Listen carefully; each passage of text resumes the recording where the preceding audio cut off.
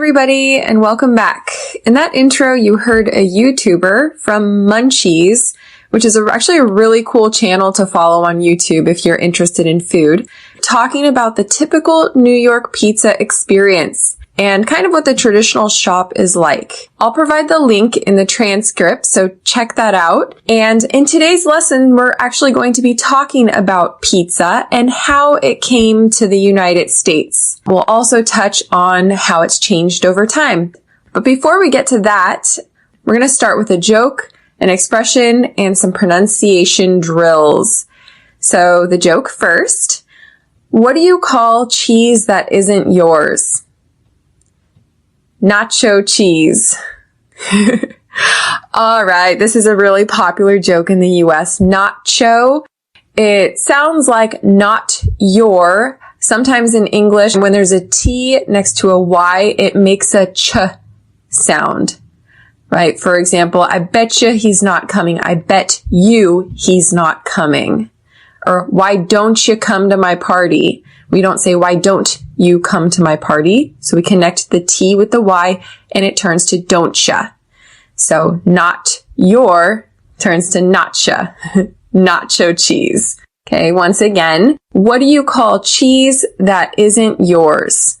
Nacho cheese. Right? And of course, nacho cheese is that creamy, I guess it's cheddar cheese that's commonly put on top of tortilla chips if you want nachos. And so today's expression, which kind of fits with that, is cut the cheese. And I bet some of you probably know this one already. Cut the cheese means to fart. And so it can avoid a lot of very awkward situations by learning this expression and how to use it. So to begin with, we'll go through the definitions of each individual word. So cut. Cut means to divide into pieces with a knife or another sharp instrument, right? It's kind of the most general term we use when we're talking about cooking. So cut the vegetables. It's similar to slice. The is a definitive article. The cat. It's a specific cat. The cat. Not a cat. Cheese. And cheese is a food made from processed curds of milk. Some popular types of cheeses in the U.S. are cheddar, Gouda, Brie, provolone, Parmesan, Swiss, Gorgonzola, Blue, Feta, and goat, right? So just regular goat cheese. So the definition of cut the cheese means to fart, to toot, to pass gas, to rip one, to break wind. And there are so many other different ways to say to cut the cheese or to fart. But I would have to say to fart is probably the most common. And cut the cheese is also incredibly common. Everybody knows it. It's commonly actually used in a question. Who cut the cheese? In other words, who farted? I have two tips here to begin with. Tip number one. If you need to literally cut the cheese at someone's house, so maybe you're having a wine and cheese party and they hand you a knife and you ask them, do you want me to cut the cheese? It's best to use a synonym for cut. So I recommend saying, would you like me to slice the cheese? Do not say cut the cheese. In every circumstance, it means to fart. Tip number two, if you have stomach problems, and you go to the pharmacy to ask for gas pills, it's best to say that you're passing gas. So this is the most proper way to say that you're farting. What are your symptoms? I have a stomach ache and I've been passing a lot of gas. Do not say you're farting, or farting a lot, or cutting the cheese, or ripping some. The pharmacist will probably die laughing, and so will everybody in the vicinity. All right. Can't believe I'm talking about this, but it's actually important to avoid embarrassment.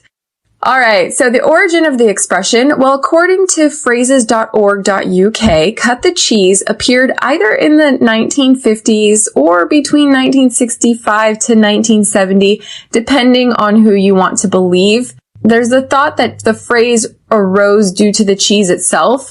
If you think about cheeses that are sold at the grocery store, a lot of times when they're from the deli, they come with a rind, right? This hard outer layer, which keeps the cheese fresh. And in fact, it actually reduces the smell coming from the cheese. So once the cheese is cut and the rind is split or broken, then of course the smell of the cheese comes out. It smells much worse.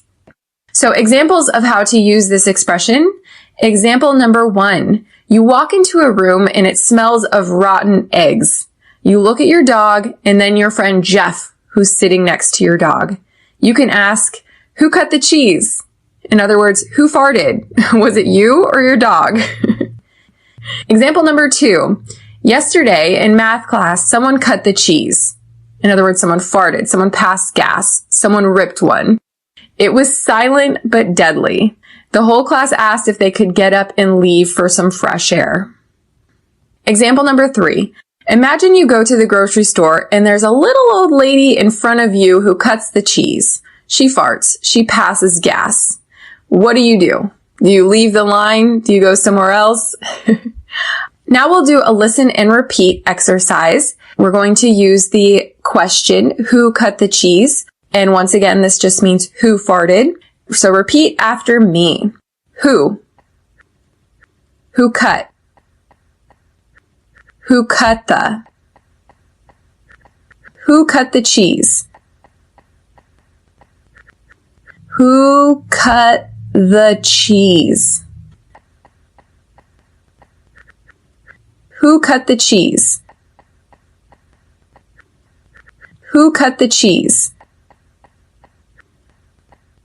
And now the conjugation. I cut the cheese. You cut the cheese. She cut the cheese. He cut the cheese. We cut the cheese. They cut the cheese. It cut the cheese. There is a stop T on the word cut. Cut. Cut. Notice how I don't pronounce the T at the end. I press air out of my mouth and stop. Cut. Cut. You need to put emphasis on that. Now, we do not pronounce the T in cut. However, we do pronounce the TH in the that follows. She cut the cheese. Cut the. She cut the cheese. It's time to learn the fact of the day. And today we're going to be talking about something related to cheese. Can you take a guess? What do you think America's favorite food is? Well, according to the Harris poll, who interviewed 2,000 Americans, they found out that it's not pasta and tacos, which both came in 4th and 5th place. It is not the American hamburger, which came in 3rd place. It wasn't steak, which came in 2nd place. It was pizza. 21% of the 2,000 Americans interviewed said that pizza was their favorite food. In fact, according to a recent survey completed by Mintel, 93% of Americans eat pizza at least once a month, and 40% have pizza once a week, and that's according to Technomic. So it's not the hamburger, people, it's the pizza. And so where does this tradition come from? Well, we can't really talk about pizza unless we learn a little bit about the mass migration of Italians between the years of 1880 and 1914. A total of 13 million Italians emigrated, and which is the world's largest voluntary immigration in recorded history. In total, 4 million came to the United States, and about 84% of that 4 million came from southern Italy or Sicily. But why did so many people leave Italy? Well, there was economic hardship after reunification, and it just so happened that the United States had just finished the Civil War, and there was a labor shortage. The United States needed more workers to construct buildings, to work in the mines, to do agricultural work, mill work, factory work. The United States recruited Italians. We wanted them to come. And in fact, we can thank the Italian immigrants for helping build the Transcontinental Railroad from Nebraska to the West. So apart from manual labor, some of the Italians decided to bring their food culture, and they did so by opening some pizza shops. So as you know, Southern Italians, well, Naples in particular, is famous for creating what we know as the modern pizza. They added tomato sauce to the pizza in the 1800s. In 1905, the first pizzeria was opened in New York, and it was called Lombardi's. In that Munchies video, the co-founder of this Lombardi's shop, John Brescio, said Soho was where all of the Italians lived. A lot of the factories were also located there. And because Lombardi's was open 24 hours, Gennaro, and I'm probably butchering his name, sold a lot of his pies or his full pizzas to all of the factory workers. We don't use this word in California, by the way. Pie is a term that's very much used, I think, on all of the East Coast. Correct me if I'm wrong, if someone's listening to this and knows the answer to that. But I know in New York, they say pie for a full pizza.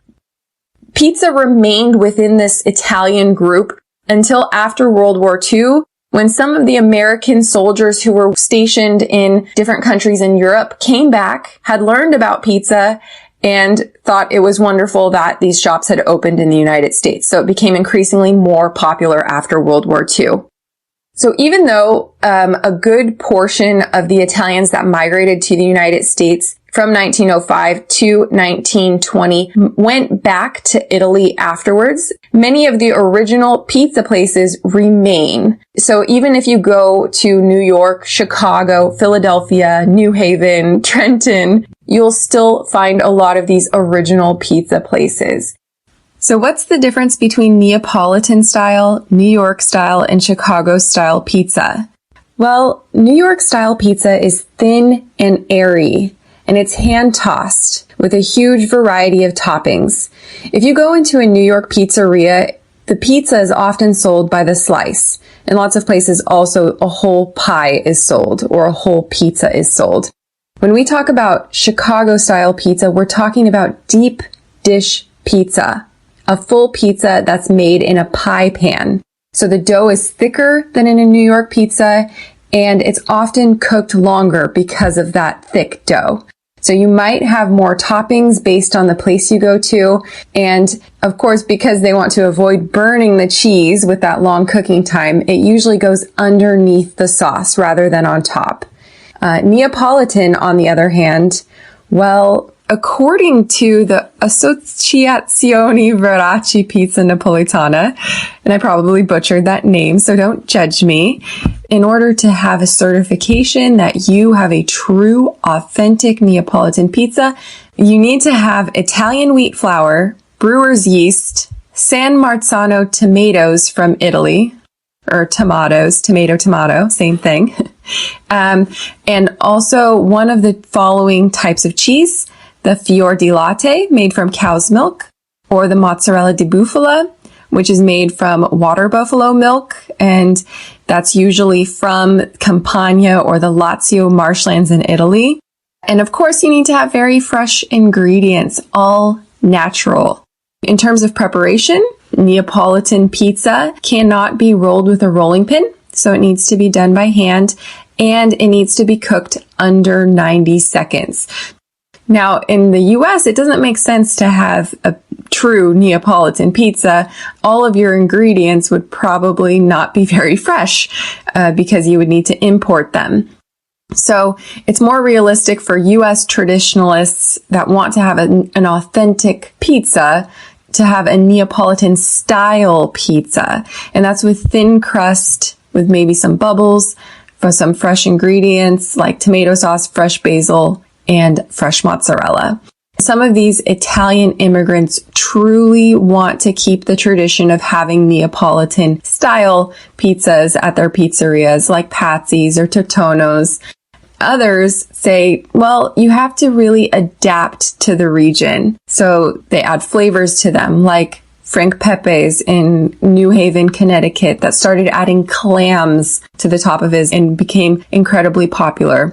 Nowadays in the United States, you find a lot of pizzas that add very interesting ingredients to the top. Maybe some ramen. You might find barbecue sauce with grilled chicken, Thousand Island dressing, sauerkraut, pastrami. Anything can go on top of a pizza in the US, which I'm sure in other countries wouldn't fly. Wolfgang Puck, who's one of the most famous pizzeria owners in the US, said, well, if we want to make pizza the way they did in Naples 300 years ago, it's okay. I'm not saying it's not good or whatever, but it's not our style. And so he was asked, so do you think authenticity is overrated in certain things? And he responded, authenticity. I love it when you go to a place. You know, when I'm in Italy, I want to taste Italian food, but America is a melting pot of cultures. So I think there's nothing wrong with melting some of the cuisines together. Another fact, Hawaiian pizza was invented in Canada. So Hawaiian pizza is largest dough stretch, fastest pizza box folding, and pizza triathlon. All right, very interesting. Another fact, Hawaiian pizza was invented in Canada. So Hawaiian pizza is the pizza that comes with pineapple on the top and with ham. Oh, America's most popular pizza topping is pepperoni. Just to clarify, pepperoni is not a vegetable. Pepperoni is sliced like salami. It's usually red and it's a little bit spicier. Very delicious though. It's a meat. Another fact, in 2013, a group of NASA-funded scientists invented a 3D printer that could cook pizza in 70 seconds. And it was actually edible. Another one, a U.S. military lab invented a ready-to-eat pizza that can last for up to 3 years. So there you go. If you ever want to go to space, want to go to Mars, and you're not sure how long you're going to live, you can have a ready-to-eat pizza that'll last you a very long time. Not sure how healthy it would be, but in any case, it exists. So that's it for today. If you have any questions, please let me know. Inside of the document, I will add all of the links for all of the information that I provided today. I needed to look up a lot because that was not common knowledge for me. So hope you enjoyed, and until the next time, bye.